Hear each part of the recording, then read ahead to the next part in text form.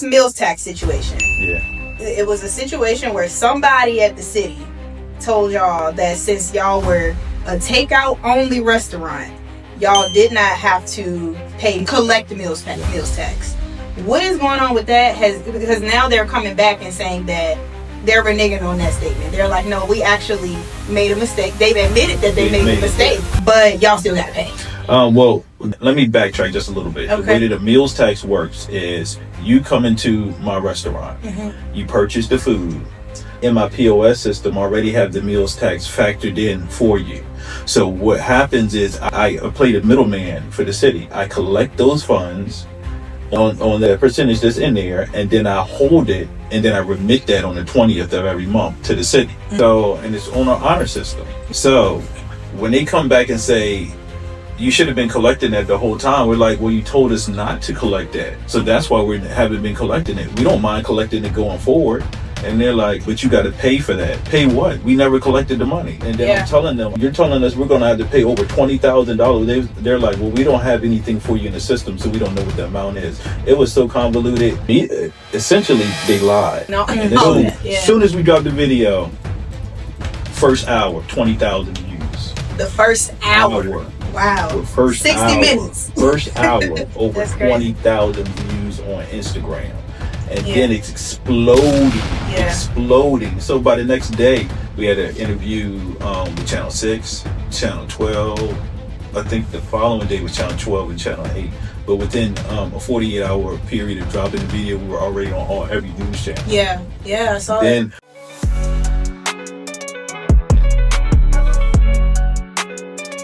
What's up, guys? This is Brianna Moore, your host of the Conversations Unearthed podcast. Y'all already know the guests just keep getting bigger and bigger and better and better.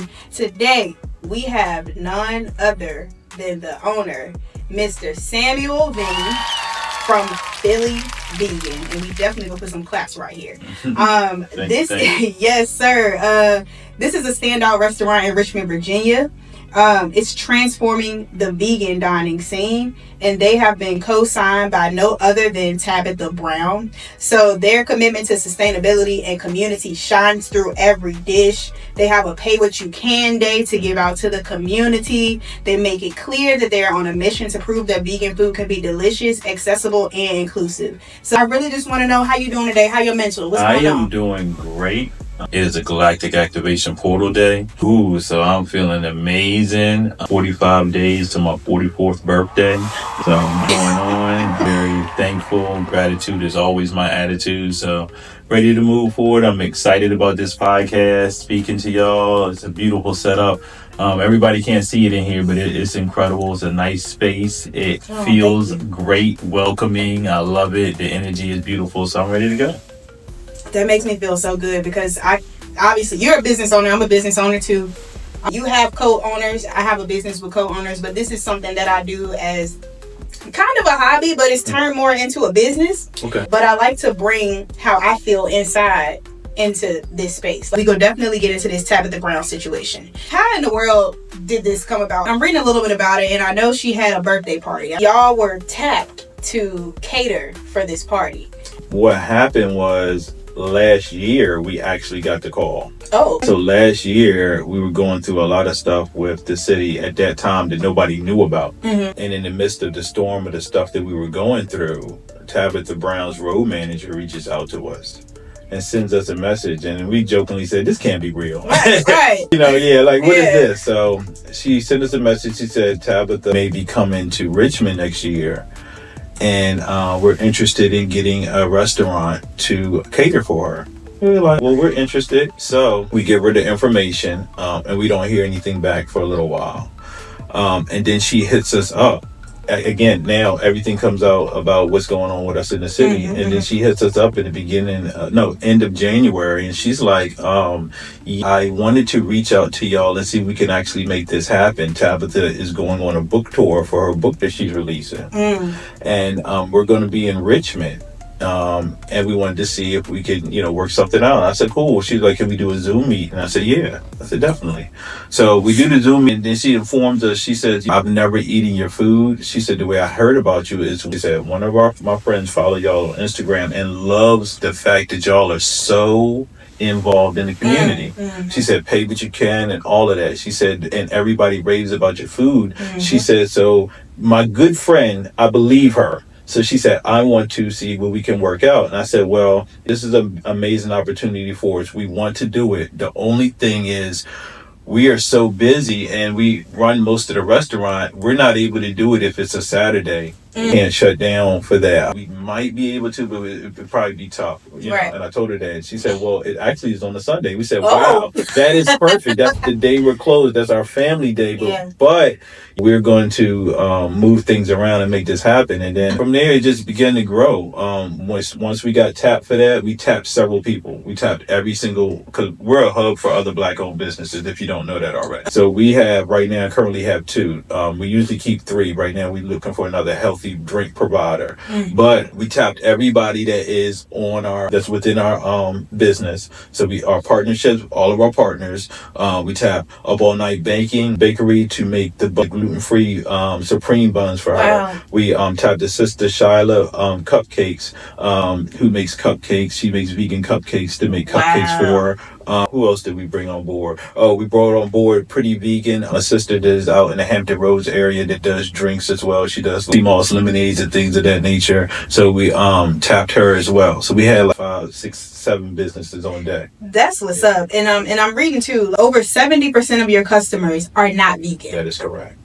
This is a very interesting to me because, for one, something that I preach about all the time is I feel like as Black people, we shouldn't have to go outside of our community for anything. I understand with like the hair care products, we are the number 1 consumers of hair care products, but honestly, we don't have the connections to get the products at the same price as the Asian community does. So that's where we lack. So, but you telling me this story right here about how y'all intentionally tap other Black businesses to come in, and especially with the popularity that y'all have right now and the customer base that y'all have right now. This is crazy to me. And what comes to mind too is the owner of Slutty Vegan, Pinky Cole. Y'all remind me of her, and she scaled tremendously. She did. All you have to do is get that one person that believes in you and is ready to invest in you to take you to that next level. She has grown quickly, and we plan on doing the same thing after we get over this hump. Challenges are only things that make you stronger. So after we get over this challenge that we've been going through with the city, our plan is to have one in every state within the next 5 years. So as you talk about, do I believe that veganism can become mainstream fully, and it can play a major part in that, and making that. And our goal is, people always ask what your ultimate goal is when it comes to Philly Vegan, is actually to be the number 1 fast food restaurant in the world. Period.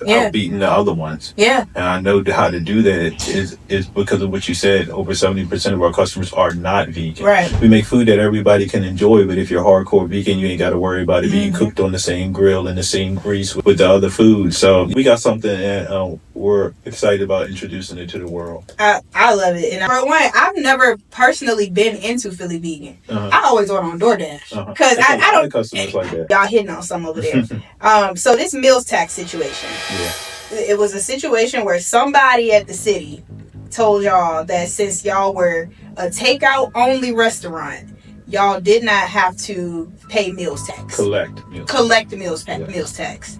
What is going on with that? Because now they're coming back and saying that they're reneging on that statement. They're like, no, we actually made a mistake. They've admitted that they made the mistake, but y'all still got to pay.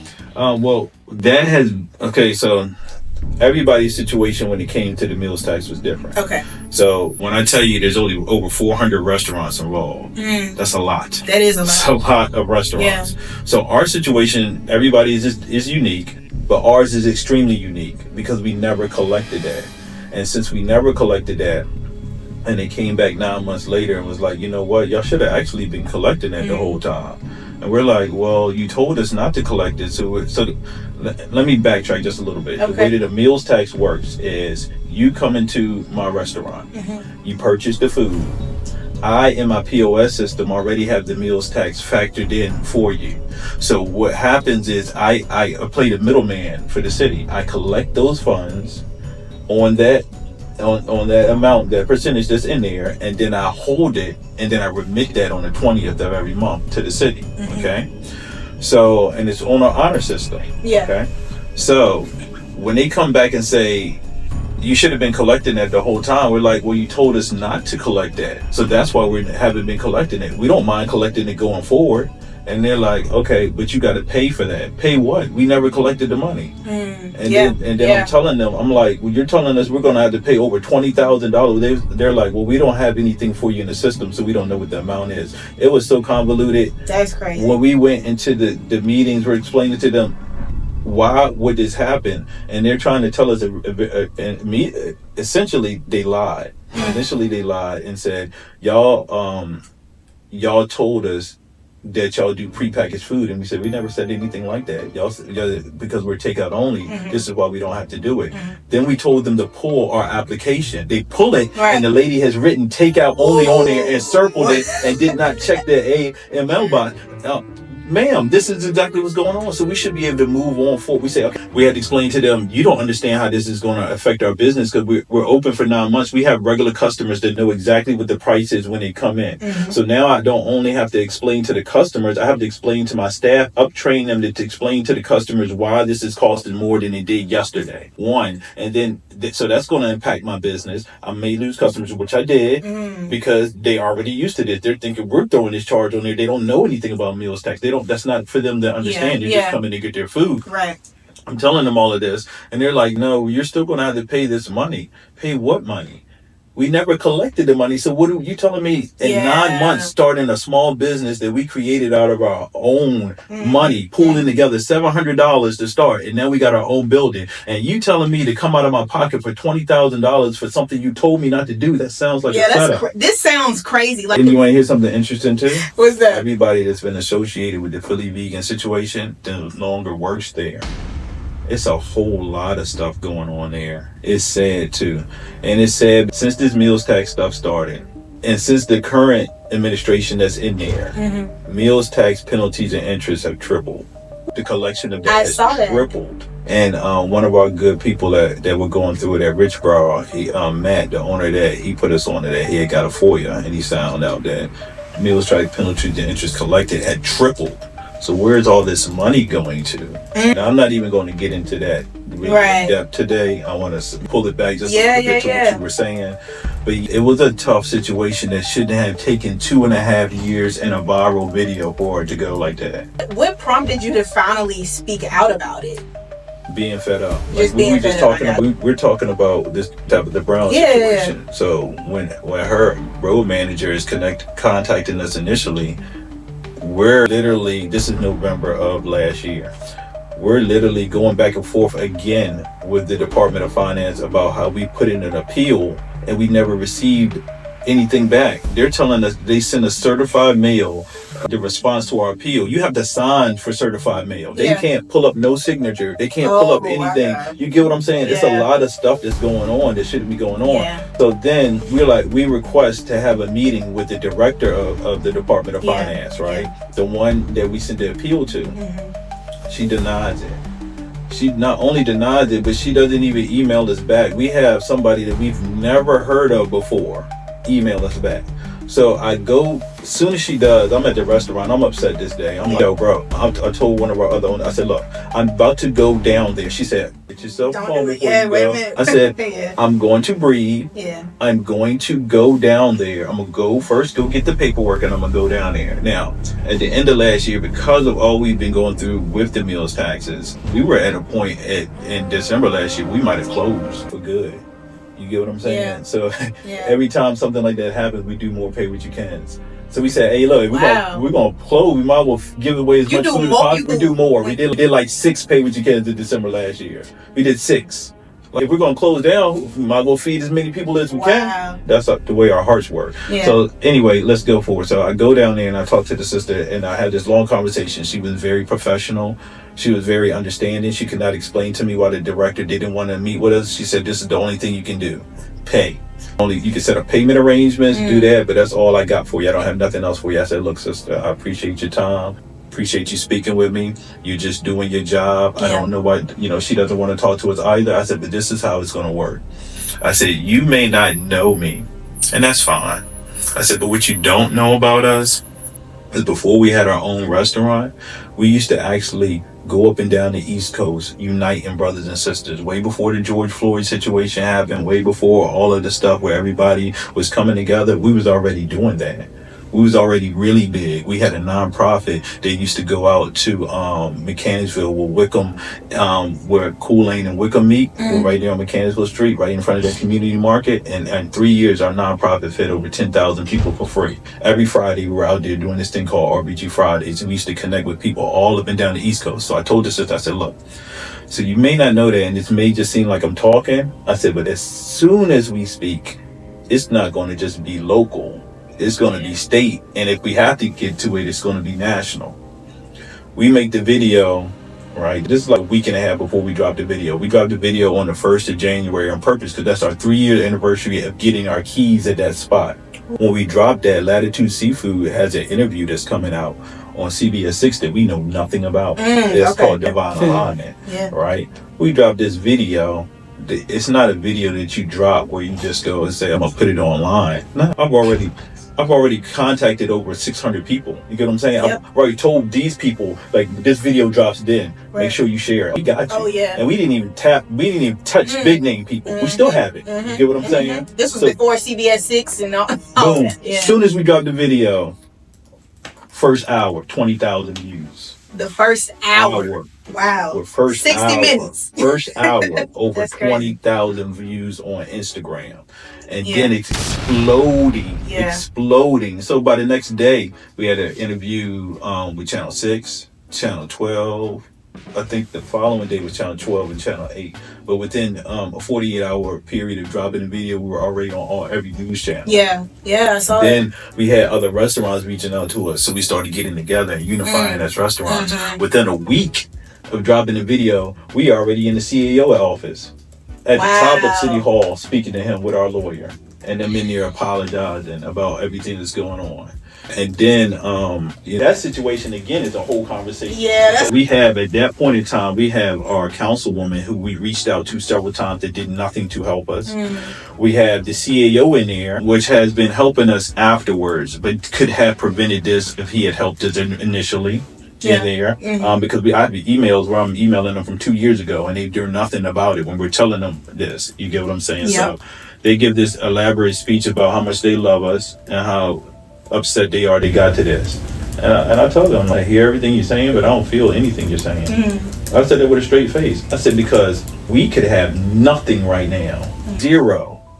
When we were in these meetings with your staff, and she was, because I had one of our owners there too. She was in tears. Nobody did anything about this. When we were reaching out to y'all did nothing about this. So for y'all to tell us now that y'all appreciate us and want us to stay around and so on and so forth, that's just words. And after I explained everything to them and I let them know how I felt, I also told them after that, you know what, with all that being said, that don't mean I don't love y'all. That don't mean that I'm not going to give y'all a chance to make it right, because everybody makes mistakes. This is a huge mistake that could have cost me everything. So your actions are going to determine how we go forward. So that's how we got to where we at now. I know you might have seen our other viral video, and we didn't put a lot of pressure on that one. We just put it out there. But that one has gotten us some tractions, and right now we're in the talks with the city about making things right, because again, everybody's situation is different. Ours was, we started business. 9 months into it, you handcuff us. And when I say you handcuff us, is this. So we go in there February that year, before they come and tell us that we should be collecting this meals tax. We go into the Department of Finance and we pay with the manager at the Department of Finance for our new business license. After you pay, they got 30 days to send it to you. Within that 30 days of sending it to us, that's when they came and told us that we should be collecting a meals tax. But it had nothing to do with what we paid at. We paid our $1,600 to get our business license. When you owe, they're not going to give you a business license. Gotcha. So when things were going on and we hired a lawyer, we did an offer of compromise where we said we would pay 10% of what we currently said they were saying we owe, which was $27,000. We paid like $2,700, so we can get this put behind us. Why? Because we were up for a $25,000 grant that was pretty much in our hand. We just needed a business license. So when we're reaching out to the CAO and when we're reaching out to our council person, we're telling them, we're about to lose this grant. Y'all are going to make us lose this grant. Why are y'all denying our arm for a compromise? Why are y'all moving so slow? Like, y'all need to, can y'all help? So then we got to go forward. You get what I'm saying? So this is why I'm saying they handcuffed us. Because then for 2 years, I can't apply for a loan. I can't apply for any grants.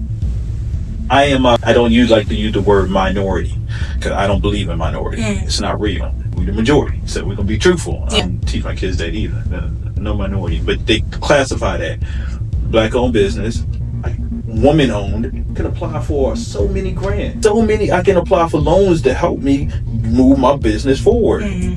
I can show through my sales what I'm doing. But it's not gonna matter because I can't do that because I don't have a business license. We didn't get our business license until February of this year.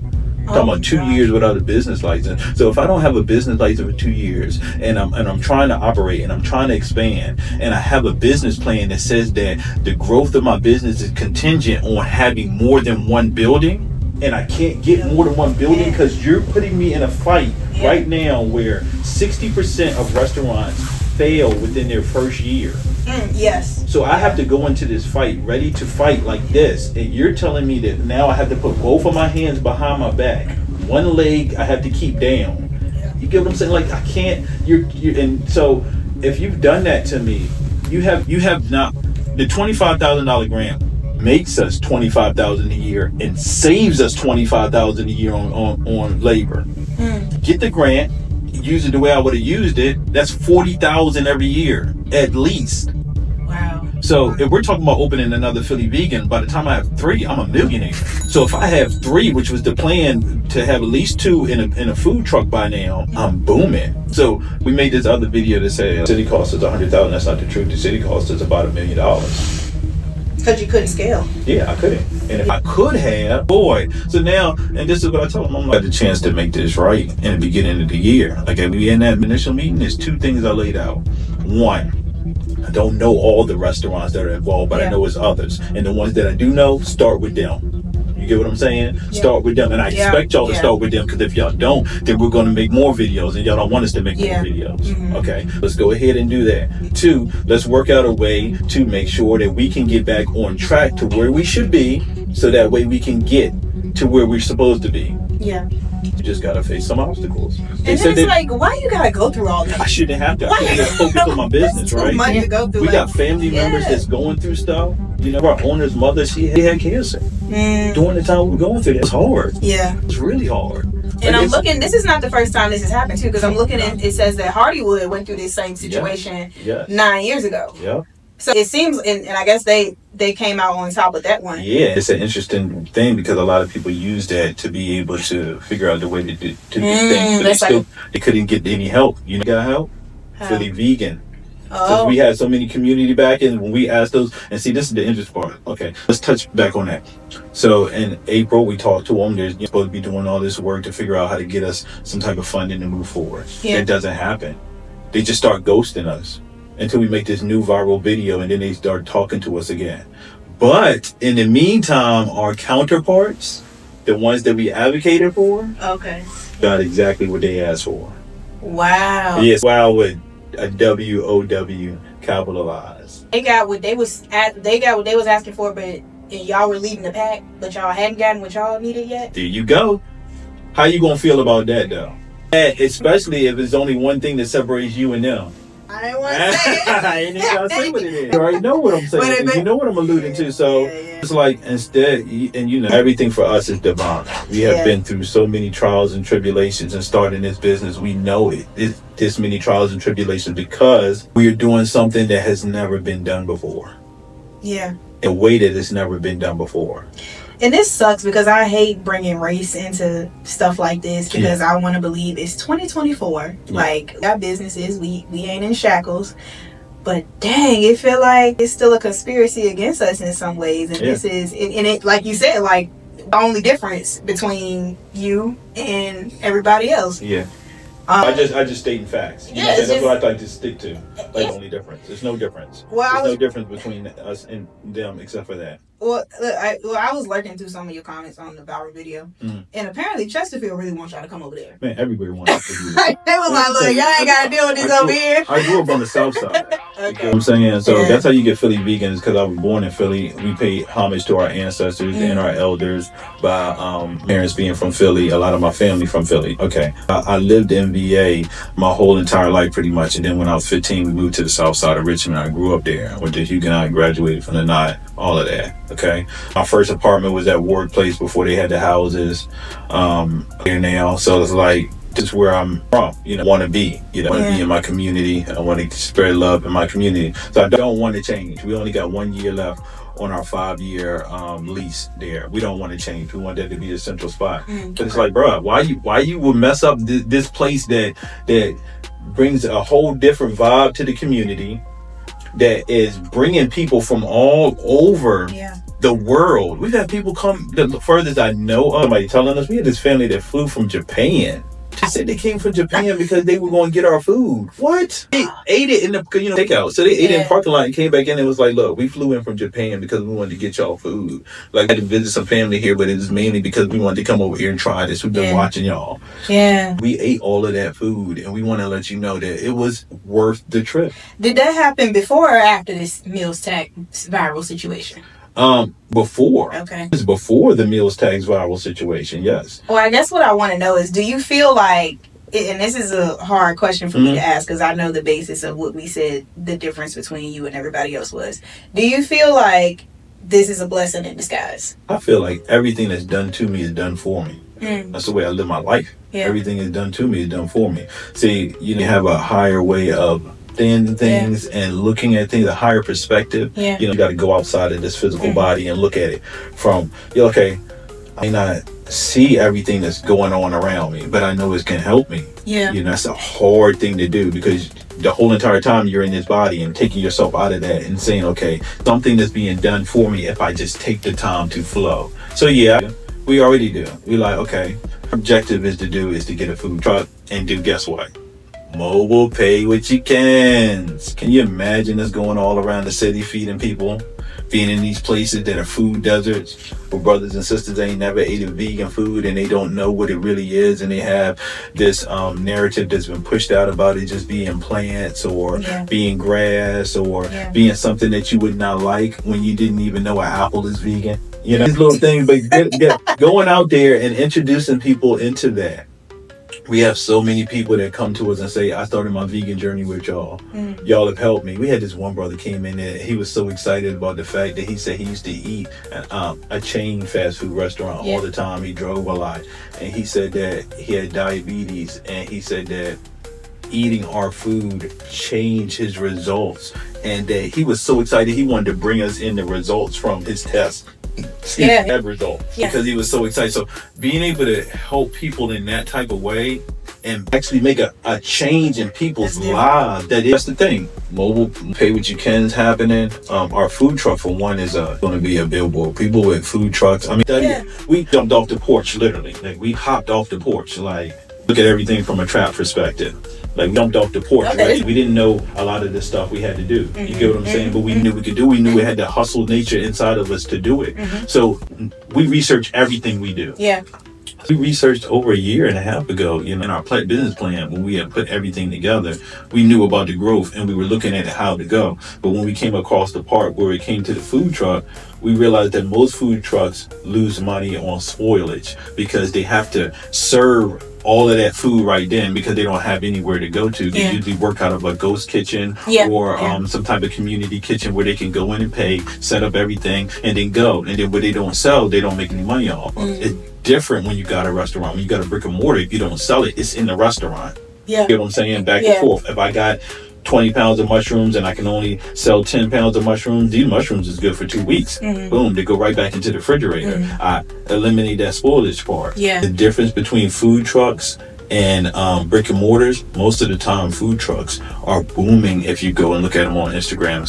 Why? Because you're riding around and it's just like a mobile billboard. Everybody sees you. You're here. I can't be there. I'm only on 1126 Hall Street. You get what I'm saying? So if they don't know about 1126 Hall Street, It's literally a food truck that I follow every weekend. It's an ice cream truck. Uh-huh. But I go find them. Like, they have a website and they list every weekend where they gonna go. And it's the thing, it's scarcity because they not out every day. They don't gotta be out every day. That's the thing. They out on the weekends. So that's, again, and when we're talking about profit, what I'm talking about, when you in a restaurant, right? Because if you don't, you're gonna be hurt. You gotta get on them apps, like how you order. Yeah. You know, them apps each 25% of my sales gotta go to DoorDash, Uber Eats, and Grubhub. Yeah. But I have to be on these apps because these apps change ever since COVID. That's what people want. Like, and it's people just like yourself that only order through the apps, and we have people that only order through apps, and then they say, I want to come in the restaurant to see what it's like, and then they come in and they say, hey, you know what? I usually order through the app. I just wanted to come see what it's like outside. I just want to feel the vibe. And then they end up coming back.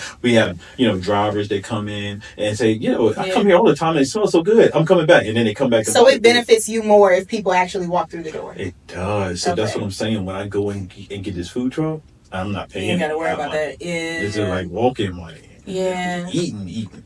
Yeah, because I'm going to pay that $15 every time on DoorDash or Uber Eats. But I'm thinking it's because the money is going to you. I'm thinking most of it's going to you. And then see, that's why usually if you ever check restaurants, they'll have their items $1 or $2 more on the apps. And it's because you got to try to balance out how much you got to pay these apps. You know, and it could be costly. Yeah. But again, it's just like the truck. It's advertisement. Yeah. You on this app, there's people that never heard about you that you're gonna be able to influence, and it's up to you. It's always up to you once you get the person, whether you can get the person to stay. Yeah. I can get myself in front of you and you can say I'm gonna try it, but it's up to me to make sure it tastes good, give you great customer service, all of those things. So and y'all have great reviews on Google. I don't even think I looked at the reviews. I tasted the food then. But y'all got like over 400 reviews. Very positive. People come in and love what y'all are doing.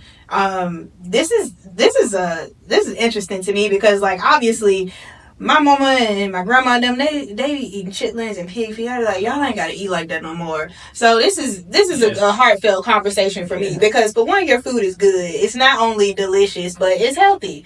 And I see your shirt. Philly Vegan Justice. Is that something new that you've added, the word justice, or has it always been? So the dope part about all of our crew shirts is that we always put a word under there that signifies how we feel or where we're going. We've had peace, love, unity, community. After everything happened with Richmond City, we got justice under there. We started selling the shirts to, help make some money, raise some money, to help with some of our lawyer calls. But we've had alchemist under there. Trying to think of one time we had gazillionaire. Hey, I need that one. I need to bring that one back. I need two of them. So it was manifested, but we always put a word under there.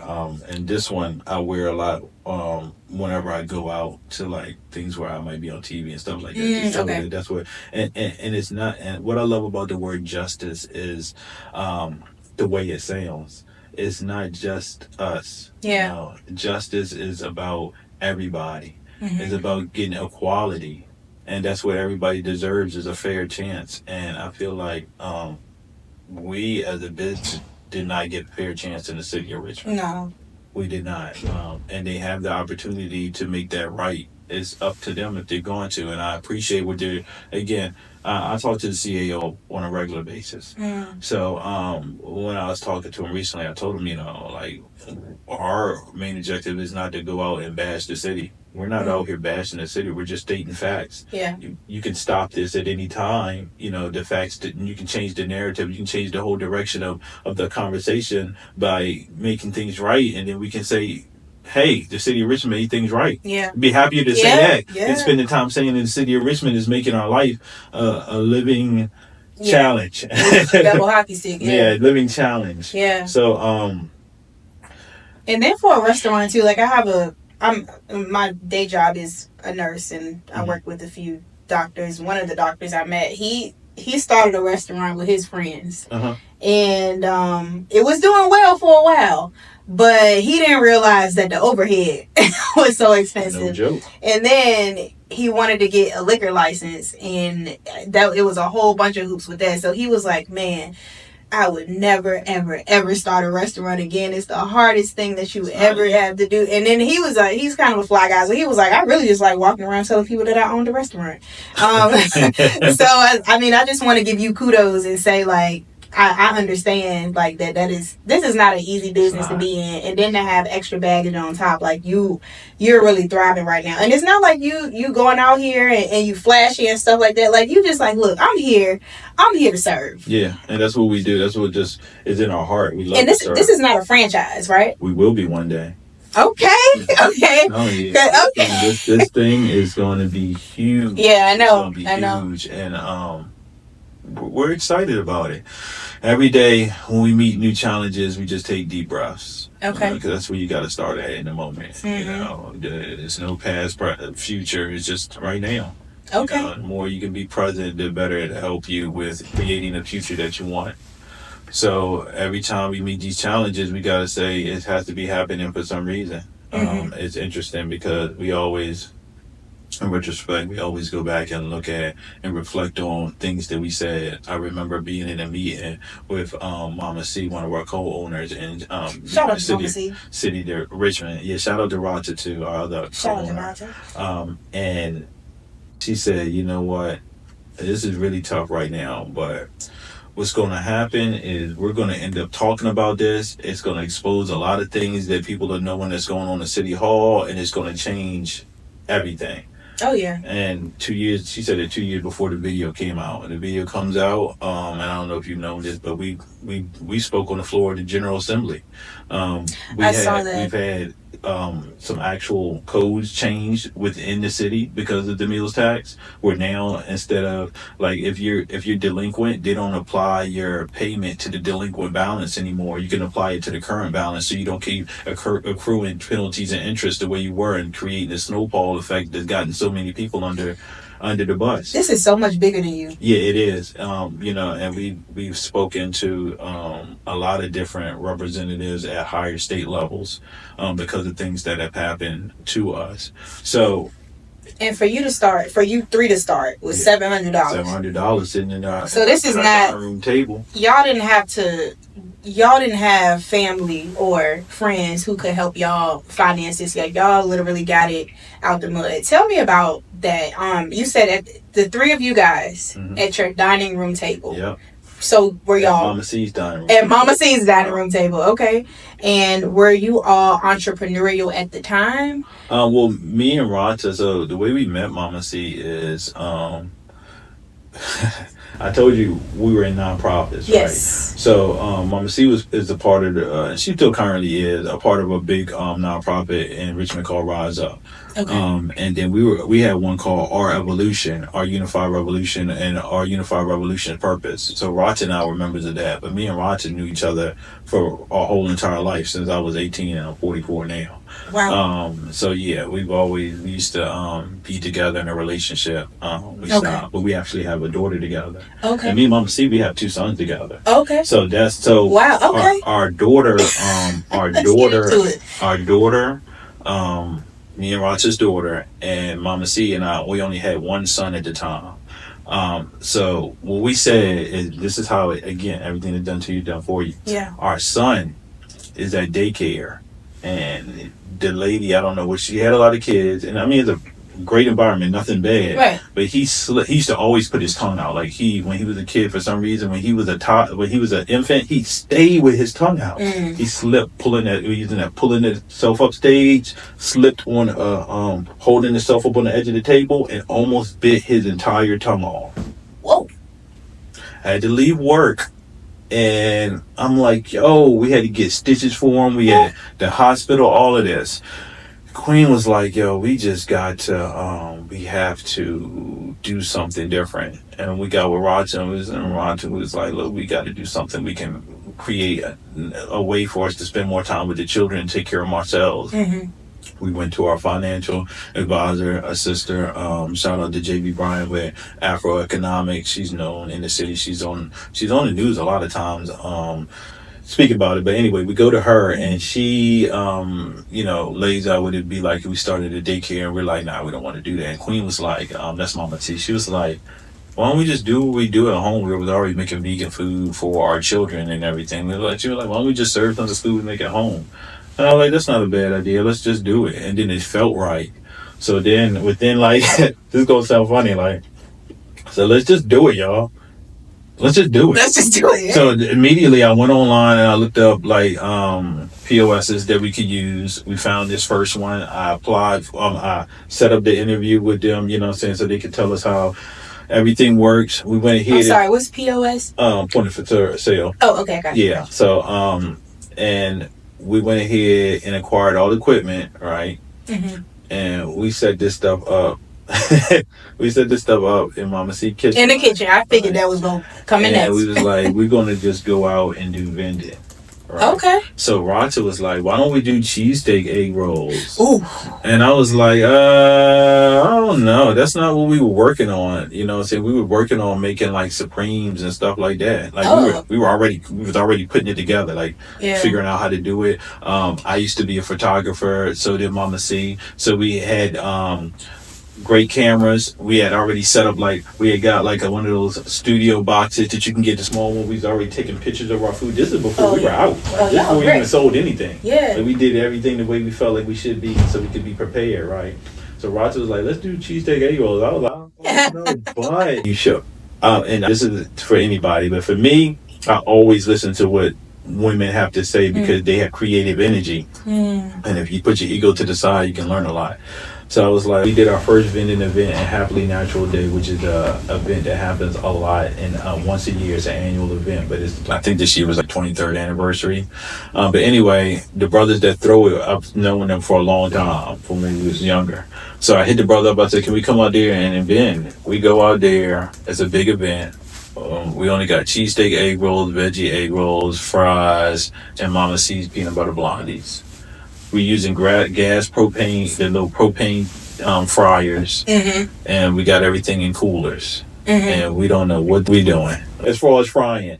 We used to use we used to use the propane fryers for when we went out to do community feeding, right? So we would fry fish back then and give it away. So this is before we transitioned into being vegan. So we knew how they work, but we didn't know that when you take cold fries that are ice and put them in there, it cools it down. So you got to turn it up higher. And then when you go to put the egg rolls in there, they're not as cool. So if it's up too high, the egg rolls explode. So we're in there doing all of this, figured out on the go, on the fly. We were up the previous night rolling egg rolls. We rolled like 400 cheesesteak and like 200 veggie. Because we roll all our egg rolls by hand. Whoa. My mom was watching the children. We were exhausted. And we had the most amazing time. And after that, everybody, again, we already had everything set up, but we were going to do a soft transitioning into vendoring. Man, people hit us up that following. This was Labor Day, before Labor Day of that year. On that Sunday, our box was blowing up with people saying, I want some more of that food. I've never had anything like it. I want some more. On Monday, we was like, okay, we're going to do something where we do like off delivery service and deliver the food out. Man, when I tell you, within 3 months, we was in a shared space, and within 6 months of being in that shared space, we had enough money to get our own building. That's exactly the story of Philly Vegan. Ooh. The $700, did it go into the POS and then it went to the buy food for that event? And then we were profitable ever since. The only time we were not profitable was when, after the stuff with the city of Richmond happened, and we had to start shelling out money. Okay, what did this $700 turn into? So when we went to go get our own building, we had between credit and money, we had over 40 stacks. So you see how we blow up. You know, I'll talk to you about something too, because this is what, and I got this really dope idea about documenting everything we do. Yeah, and I want to do it in a way where it's like an interview. You know, maybe we can collab about that, and I want to do it like several years where we can. And I have a lot of footage. Okay. And I want to capture some now where we go into the journey to be able to be on like a Netflix type series. Oh yeah. I'm talking about big money where it shows where we are right now, but by the time the documentary out, it's like a docu-series that'll show where we're currently at, because people will know us even more by then. To just show our story, because our story is so like.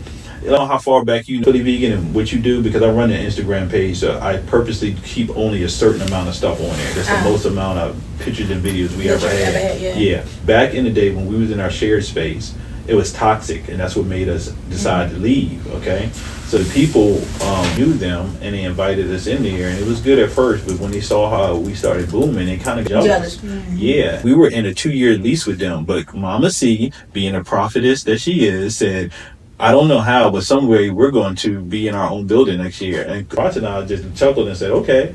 Somebody comes in and purchases the, what is that thing called? Well, the strip mall that we in. Okay.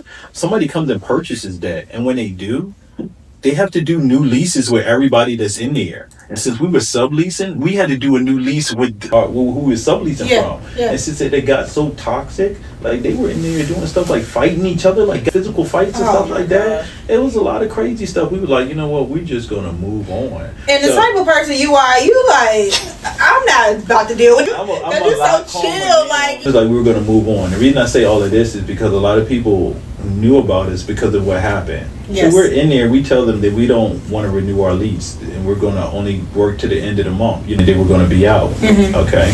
This is on a Friday. We have this meeting with them and tell them all of this stuff. And they're like, okay, you know, look, well, Saturday morning we go. They went there early to prep. They didn't lock the door. They didn't change the locks.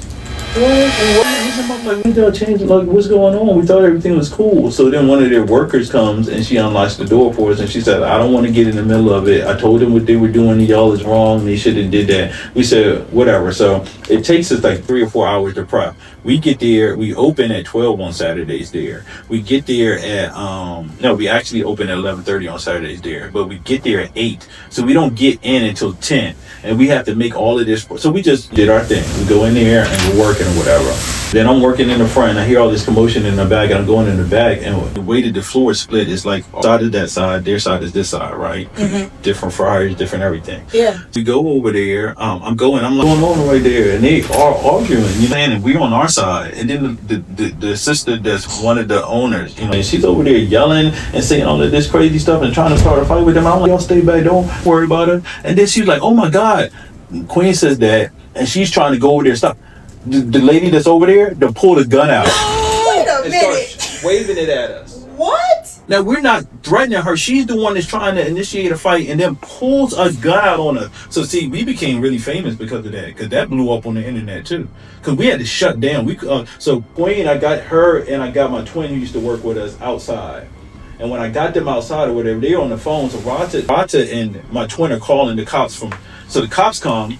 And the lady tried to hide the gun, and I'm back in there. I'm like, yo, stupid, do you understand? Because I carry guns, like concealed weapon license and all that. You don't pull a gun out unless you're going to use it, unless you feel like somebody's going to, because you have to prove that your life is, man. So then they go online and they try to say that we were trying to fight them and try to fight the little girl that they had working on their end and all of that stuff. All lies. Tried to switch it up on you. All lies. Straight tried to switch it up, but because we went and said we had to close down early because the other restaurant put a gun out on us, that went viral.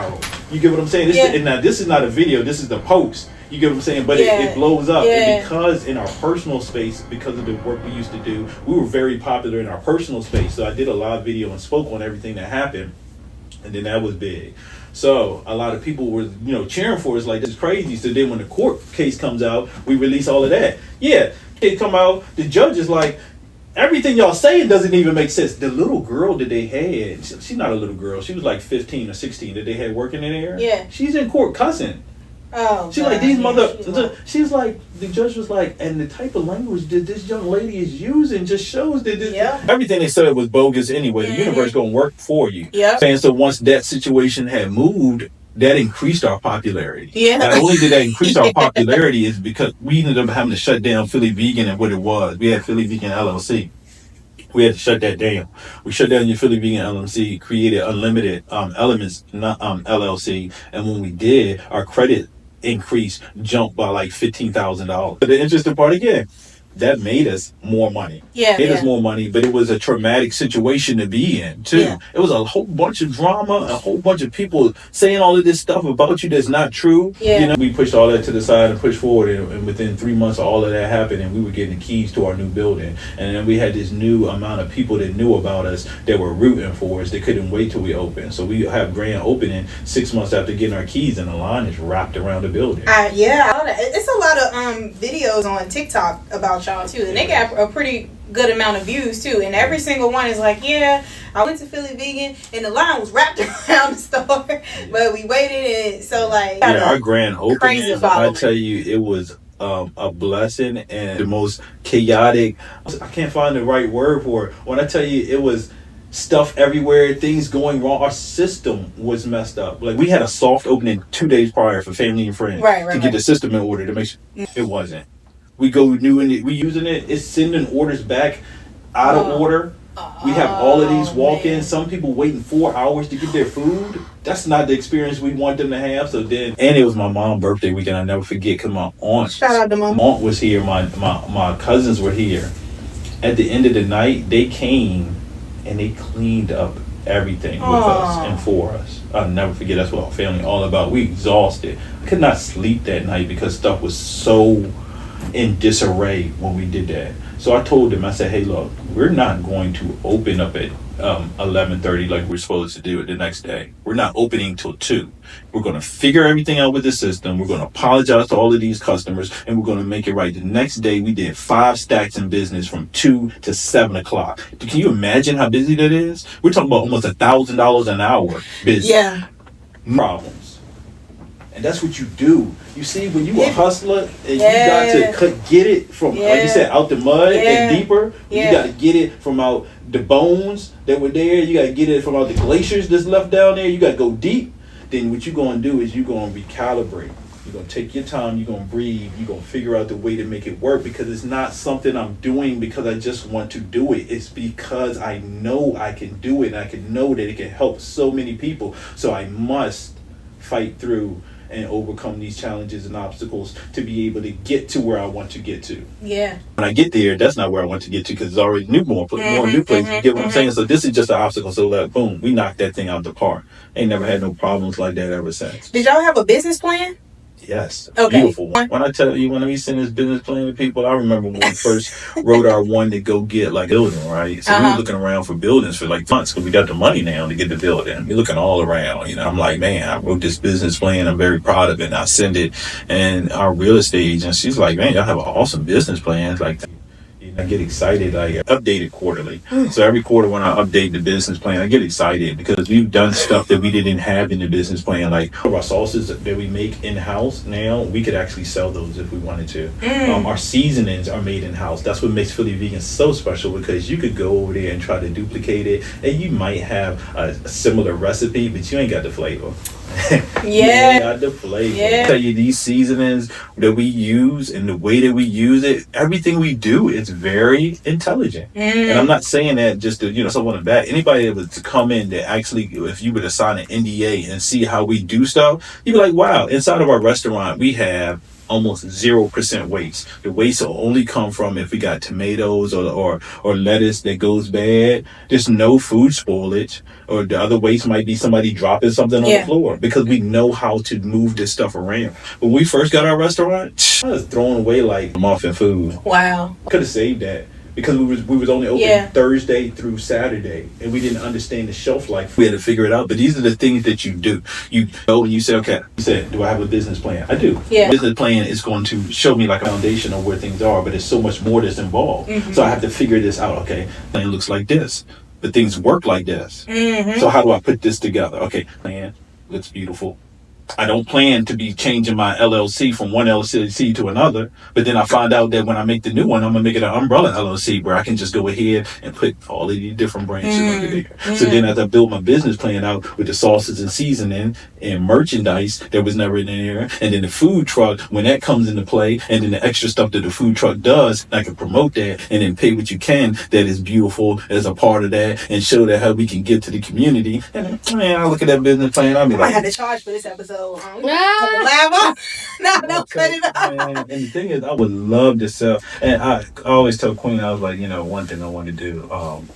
I told her, I said, I'm going to manifest where I'm going to be paid to speak for people and help people with their businesses and show them how to grow them, right? And speak to people. And then last year, at the beginning of last year, for Black History Month, VCU hired me and one of our employees to come and speak to the students there, and it was a paid gig, and it was amazing.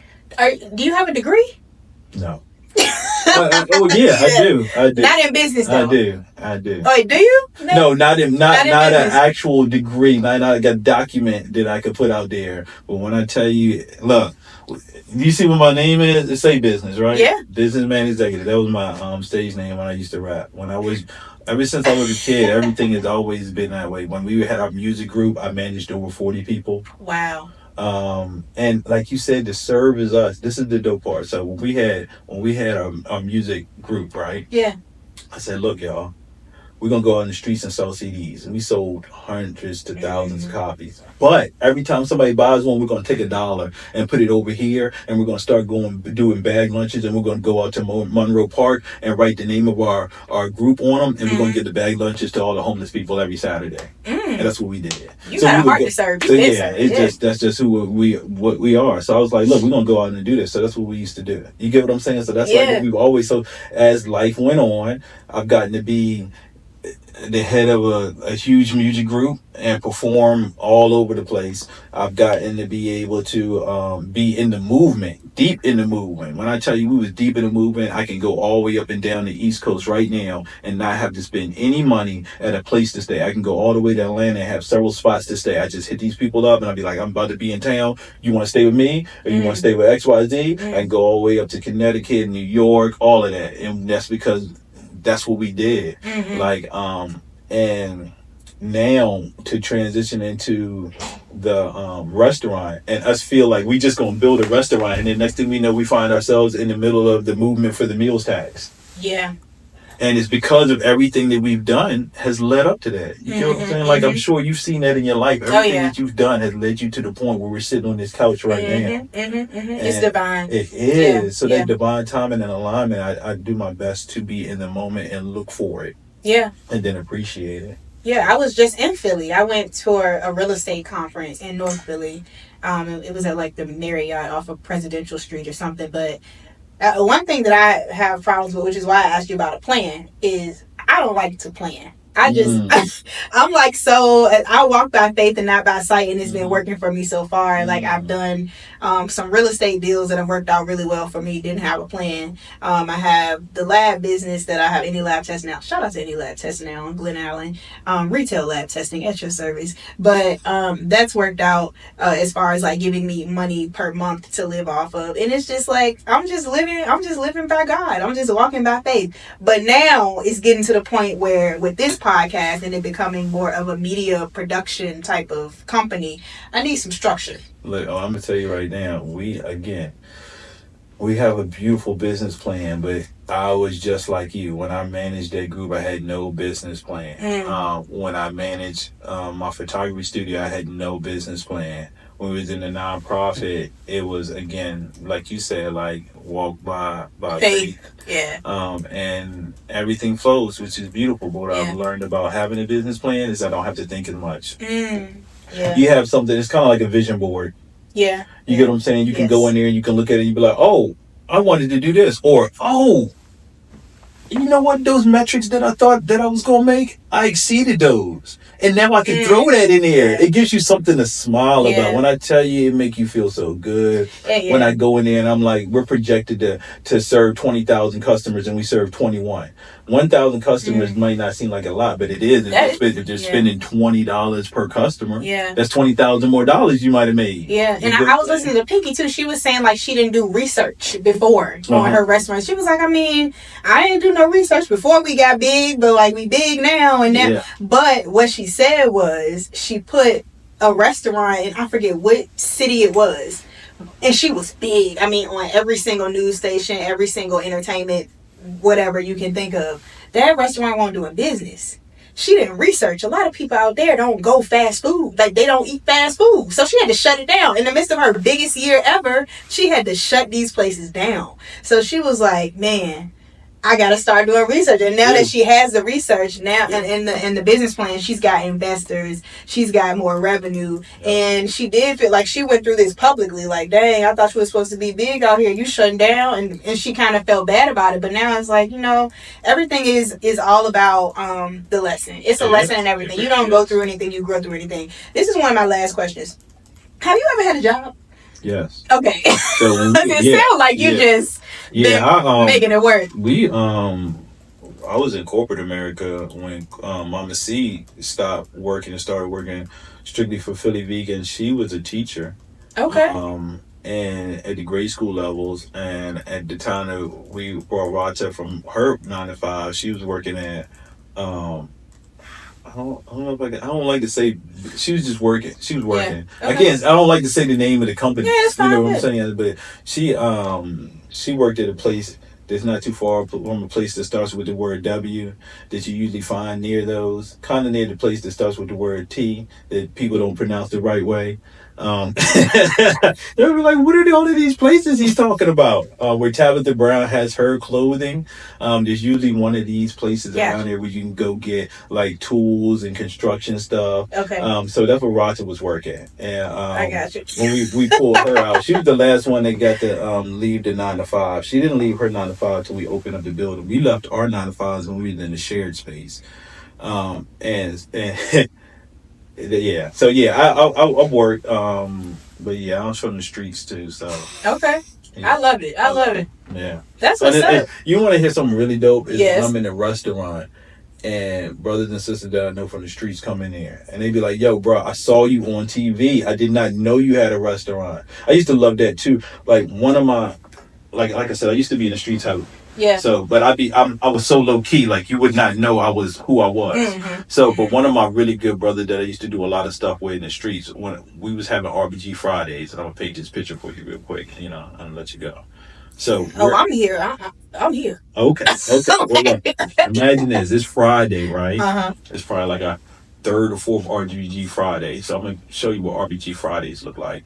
Imagine brothers and sisters standing on the block at one of the busiest intersections on Mechanicsville, right beside where the highway at. You got RBG flags on this corner, that corner, that corner. You got brothers and sisters walking people across the street to make sure they get there safely. Mm-hmm. You got brothers and sisters in the actual streets passing out documents. Like we had one that said "Black woman, I love you." That just had all of these beautiful affirmations for Black women. Right, all of this stuff going on. People getting fed.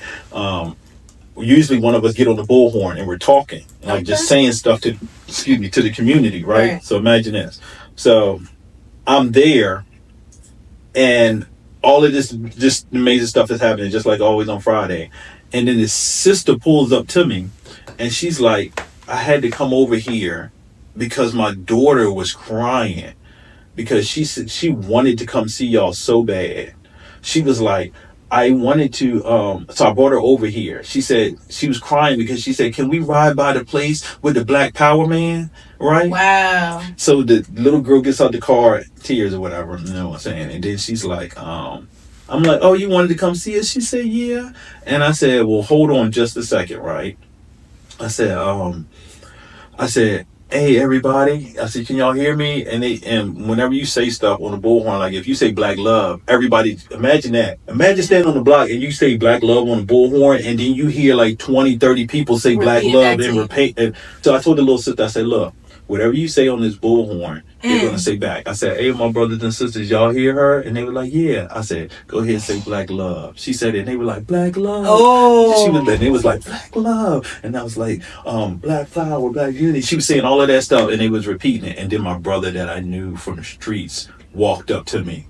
And he was like, man, yo. He's like, he was in awe. I was in awe. It was a beautiful just day. Imagine the impact that had on her little, like, that's crazy. She gonna grow up to be the next president or something like. Young brothers and sisters riding up on bikes, on buses, throwing their fist out the window, feeling empowered about who they are. And it's not a hate for any other race. It's a self-love thing where you have to be able to say, okay, I love myself and I'm not afraid to be myself and I'm proud of myself and I appreciate myself no matter what the world keeps trying to tell me about myself. So that's what I love about Philly Vegan is that we fully love ourselves and we're 100% inclusive. We're not pushing you out the door. And I told you I worked in the corporate world. I used to work in call centers, and I worked for some big companies. And I can promise you that the customer base that they had is our customer base is just this diverse, or maybe even more diverse than theirs. Yeah. Because our customer base is going to include us even more than their customer base included us. You get what I'm saying? Yeah, So when I tell you, you will have the person that you would never think. And Celicia, Mama C says this all the time. She's like, these people that came in, I bet you they walk by us in the store, they wouldn't even know. They wouldn't even know that this is the place that they eat at. I would never expect them to come here, but because we have such a diverse customer base, people come in and they feel comfortable because that's the energy we put out. We're not putting out energy where, no, you can't come in unless you're this, that, and the third, or you have to believe this, that, and the third. No, that is why we don't get involved with politics when it comes to Philly Vegan. We don't get involved with religion because they can separate people, because then you have to put yourself in this class, in this box. And we want to allow people to feel free to be themselves, make their own choices, have their own beliefs, and know that when they walk into this building, the thing that unites them is they're looking to have some great food, a wonderful experience, and leave with a smile. Ooh, this is amazing. One last thing. I know I keep saying this is my last question, but the babies, the kids, beautiful children, the beautiful babies are in a lot of your videos. Yeah. So they are seeing this from the little eyes of little babies, and they are walking in some big shadows. Man, is that intentional for you to like instill that? Like, are they wanting to be little entrepreneurs? Are they contributing to your business ideas? Yeah. We're walking in their shadows. Yo, whoa. When I tell you, my oldest son, God Samuel, he's absolutely, all of my children are absolutely amazing. Jadar and Jay, my youngest son, Elijah Kyrie, all of them are incredible. Yeah. And yes, the oldest two, the younger two do not fully understand that we have a restaurant, but the older two have grown up in it, So, if you ever visit Philly Vegan, you go in and we have a love, peace, and unity wall. And our oldest two children, when they were 2 and both of them, one was 2 and one was 1.5. We at the top of the pyramid, the love, peace, and unity. We put their hands in this green paint, and their handprints are in. So when you come in, you look across there, and the first thing, and we have so many people take pictures in front of that love, peace, and unity pyramid, but the capstone is their handprints. Oh my gosh! So I asked them a couple of nights ago. I said, "Y'all ready for us to get another restaurant and a truck?" And they were like, "Yeah, we can't wait." And I said, "Y'all gonna help me design it?" And they like, "Yeah." And he's excited, like, wow. Yeah, I can't wait to do that. Like, that's going to be a beautiful experience to let them come in and because they're heavily into arts and crafts. All of them. We keep them busy with that. So I'm looking forward to the ideas that they come up with. Paint wise, design wise. But yes, very intentional about this, because this isn't about Rata, Celicia, and myself per se. It's about our whole family and being as inclusive as we can to allow them to see that. And I mean, so my children, my older two, they're in school, and last year we did for Richmond Black Restaurant Experience. They came out and Richmond Times Dispatch did an article on us. And my children wanted to be a part of it. So they took pictures and everything with us, and they've been on the news with me a few times too. I saw, So they've been on the news with me a few times. They love to jump in the paper with Ken videos. But once that came out, they were so excited to see themselves in the paper. They took it to their school, and then their school was so excited that they were in it. Is they took a copy and printed them off, and then they put them all out throughout the whole school. Wow! Yeah. Oh wow! Look at them! They're like famous.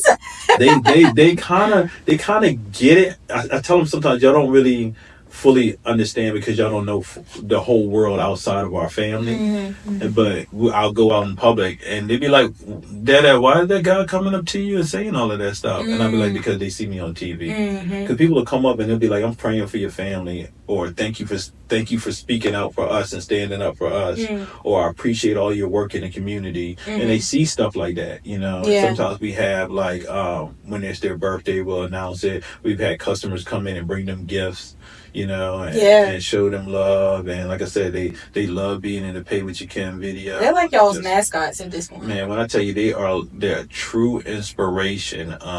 of who we are, and every single moment that we get to spend with them is an absolute blessing. Being a father is the best thing that has ever happened to me. And you were very intentional about like saying that's why we took this interview, because I don't do interviews on Mondays at 11 12 o'clock. You was like, look, I gotta get my babies to school and I gotta take care of them, so like this is what time I got. Because Mondays when they out of school is part of family day. So in school, Sundays is family day. A couple of weeks ago they were out of school for a little while, or maybe no, it was a Sunday. Took them all to the Chesterfield Fair. Before that big fight and everything that happened, but we had took them to the Chesterfield Fair. Had a wonderful Sunday with them. Every time we get the opportunity to do something with all of them and get them all together, and do something, it's just that's what we do. And they all spend their time together as much as possible and grow up together, and just know that. Showing them that when family works together, anything is possible, but not just telling them. Like us as a people, we learn better visually. As a collective, like we have to see it. That's why they can use social media against us if they want to, or we can use it for our own benefit, one or the other. But because we're visual, so even with that, you utilize that when it comes to your children, and make sure that they see it, but then actually be a part of it, and they're like, wow. Well, and how is that for you though? Like, because you have the kids, and then you have the two other co-owners. Y'all see each other probably every day. Yes. Y'all have the kids, so when y'all have the kids, y'all are together. Yes. Do you ever need a break from any of this? I don't get any breaks, but I make sure that they do. Okay. So me, I mean, like I said, I'm about to be 44 this year. Yeah. I purposely, Dr. Francis Cress Welsing has said something about waiting till us as a people should wait till we like 35 to have children. I didn't intentionally do that, but I did intentionally do that and did not know that. Because I had read her book when I was younger, and me and Rhonda, when we were in a relationship a long time ago, we were trying to have children, but found out she could only do it through in vitro. And our first couple of times, our children, our last time that we did it before Jazara was born, our daughter she had twins and they transitioned. Man, when I tell you, I got a lot of stories. I'm ready to say. But look, I'm gonna tell you, I'm gonna do this one really, really quick. Okay. So me and Celicia had already met each other, but when I met Celicia, I told her, I said, me and Rata, were together for a long time, and we spent all this money to do in vitro, and we've tried, and it didn't work, and we're going to try again. This is when I first meet her, not like trying to get with her, not letting her know what's going on. Like, we spent all this money, and we have these eggs and embryos put together, and we're going to do in vitro. We go to do in vitro. Me and Queen probably been together like 6 months. Rata gets pregnant. Rata's probably like 4 months pregnant now, and she calls me one day and she's working at her job, and she's like, one of the babies came out, and I'm like, what? I left my job and I go up there. Long story short, our twins transitioned in our arms at the hospital. It was like the hardest day of my life. And then so they give you a bassinet and they let you keep the children in the room with you if you want. So she's in the bed. And the next morning I get up and I'm meditating, and the twins are sitting there with their lifeless body, and I hear this voice in my head that says, don't be sad, we're coming right back. And people used to think I was crazy until Queen got pregnant and our son was born 6 days after the date that the twins transitioned. And then Rata and I had did in vitro again the following year, and my daughter, who was supposed to be born in Thanksgiving, came a month early and was born 6 months after God's Samuel was born. So within a year and 6 months, my twins was back. And when I tell you, if you were to see my oldest son and my oldest daughter, who have different mothers, but look at the mothers as, and we're not doing polygamy. So people be like, oh, y'all do? No, that's not what's happening. Right? That's not what's happening. So when you look at them and you see how they interact, you'll know that they twins. The faces that they make, the way that they act, the way that they go together. And then I follow the Zolkin. So like the Zolkin is like, I'm going to just break it out really quick. It's kind of like the Mayan calendar, right? And that's why I was telling you today is the Galactic Activation Portal Day. So if you ever research Nikola Tesla, he talks about 3, 6, and 9 a lot, okay? So my son, whose due date, and I didn't even say that. So my son's due date was 2 days after the twins' transition date. His initial due date is 2 days after the twins' transition date. That's how close he is to that. And until he could talk, I did not realize that his voice, the voice that I heard was his voice until he could talk to me. So, okay. God dang. Yeah. So that's like, wow. Like, really, Yeah, that's crazy. crazy. Right? That would be like crazy, but you have to have a different way of thinking about things. Yeah. So anyway, long story short. So on the Zolkin date, I went and looked at the twins' transition date, and it said it was guided by the power of death. And then when my son was born, when God Samuel was born, he was born on the 69th day of the Zolkin. He was born late, like a week. And then my daughter, she's born on the 3rd day of the Zolkin, and she was born a whole month early. So together they make 3, 6, and 9. Wow. Yeah, that. So when I saw that, yeah. it blew my mind. Yeah. And then I realized that on the Zolkin, like Rotz's date is 3 days from Samuel's date. So when you add Jazara and Samuel's birthdays, Zolkin days, you get Rotz's number. And I could keep going on and on. But I used to tell them a long time ago, I'd be like, y'all may not remember, but I was like, we've done this before. We've always been family. I was like, and I used to go through a lot. Like we had to go through a lot, and I told, and they know this too. If the twins don't transition, there's no Philly vegan.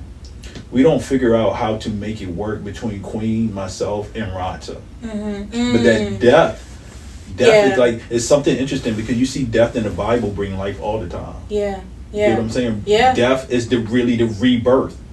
That death that we saw and we experienced birthed life to everything that you see happening to us. You say that's to another dimension right now. Yeah, I can't even sit on this couch with you if that don't happen. Yeah.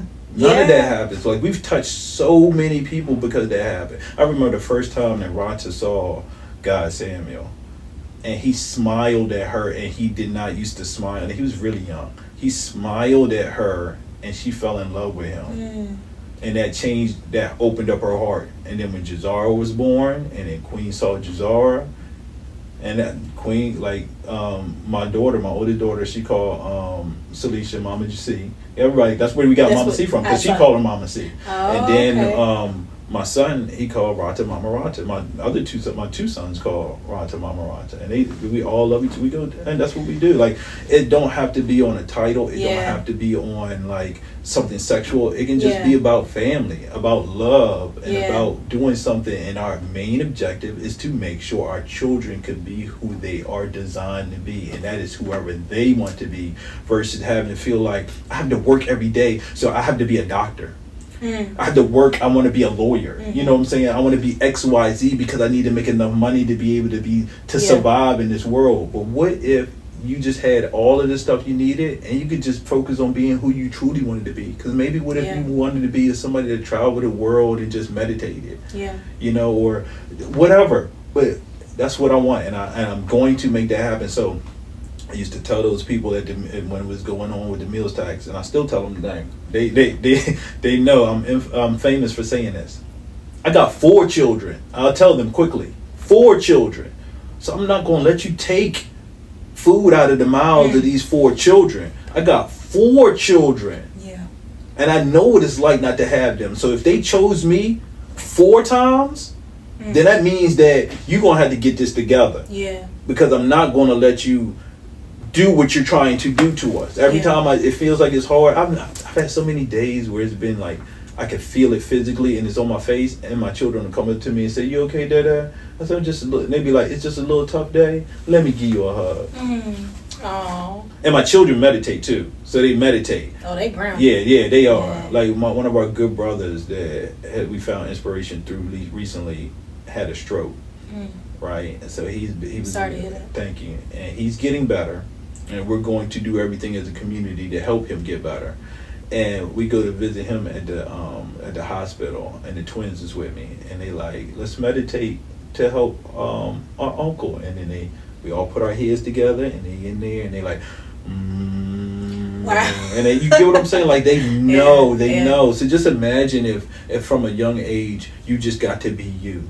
You know, it's like as soon as you're born, everybody telling you that this is a chair, this is a microphone, that's a plan. Yeah, programming you over and over again. But then everybody in society starts to tell you who you are.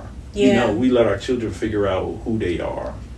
We let them know that love is the foundation and the core. And something that we do at Philly Vegan, I don't know if you research this part, is before we open, our whole staff gets together every single day before opening. We form a circle. And y'all pray. We meditate. Yeah. Okay. So everybody will say about 3 things. Like I might say, what I would like to focus on today is love, peace, unity. And then somebody might say harmony, patience, hydration. You get what I'm saying? And then going around the circle and then we hold hands. My children have been in that.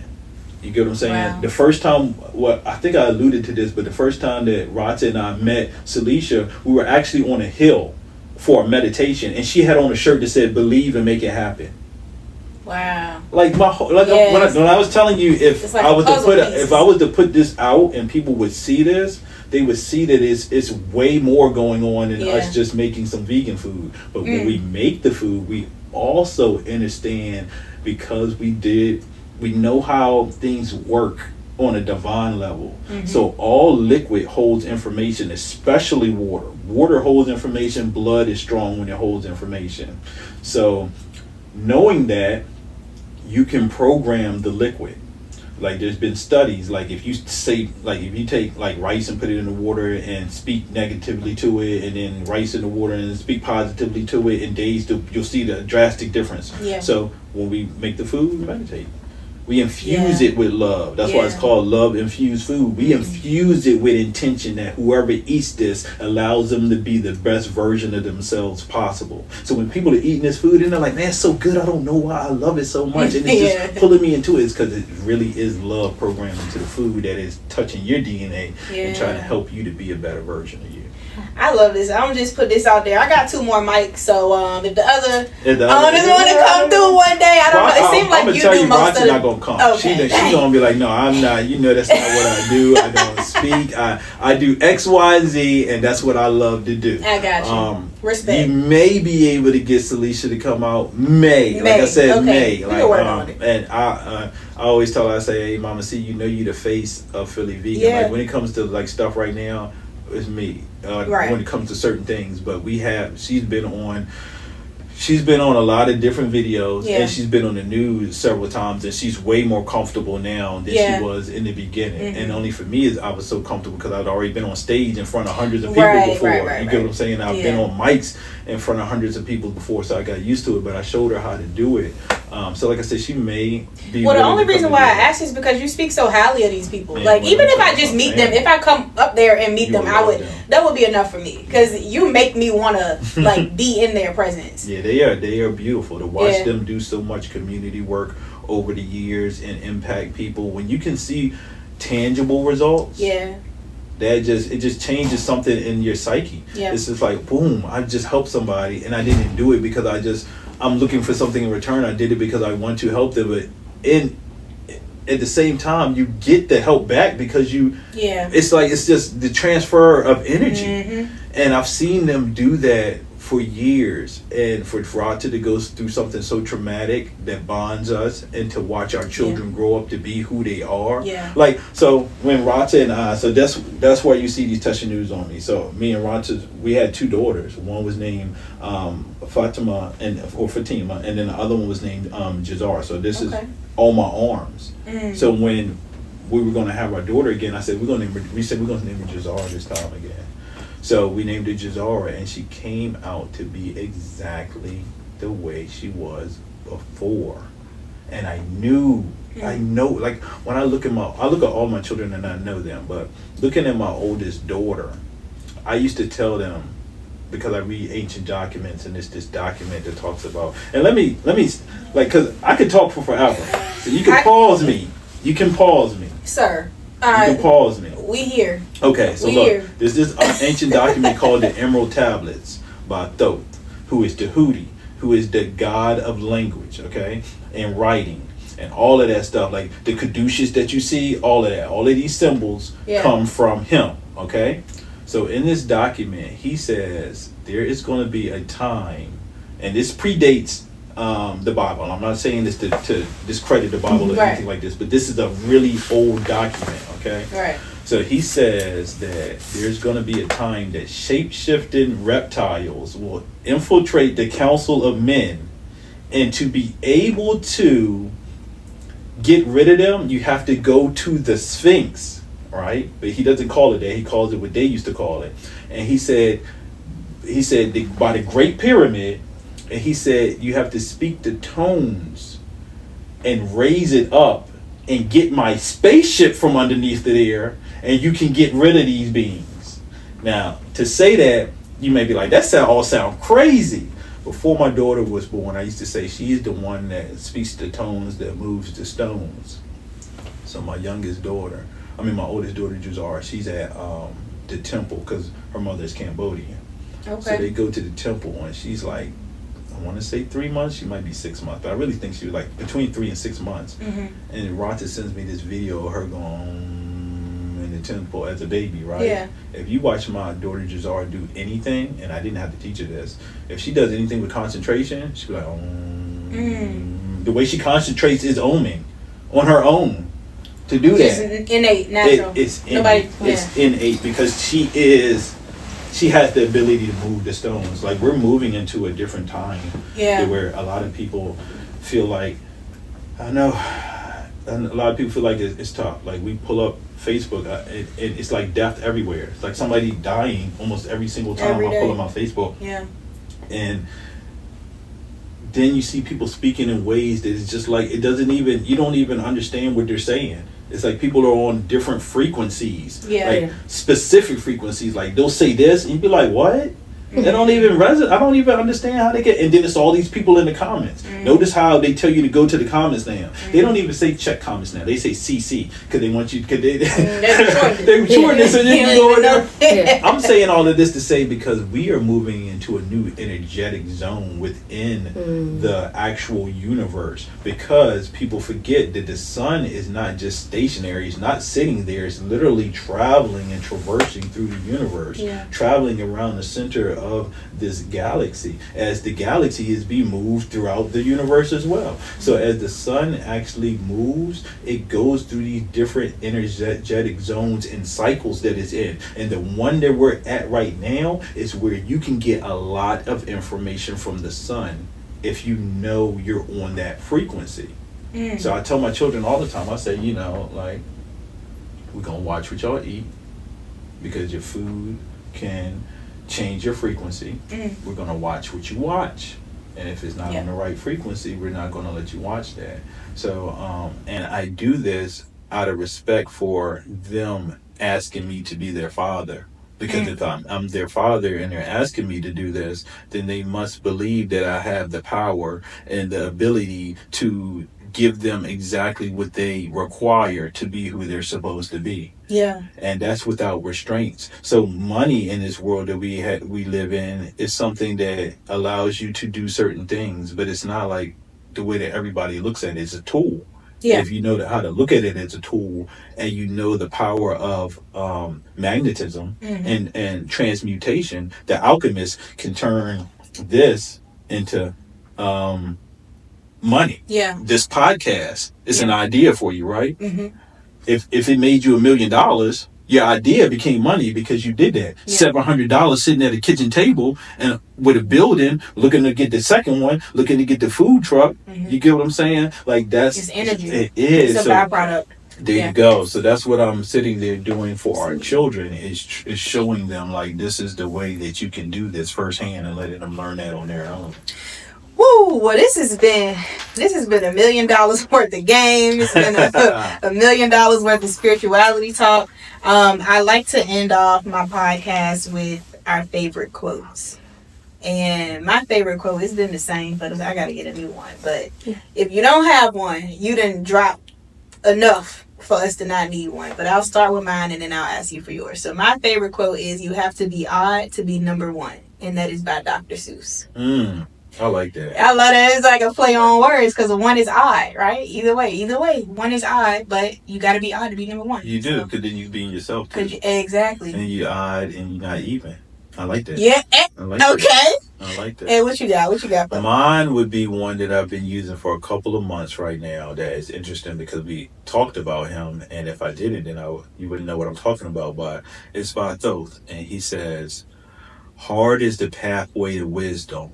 Hard is the pathway to light."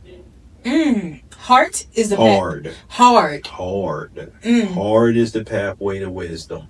Hard is the pathway to light.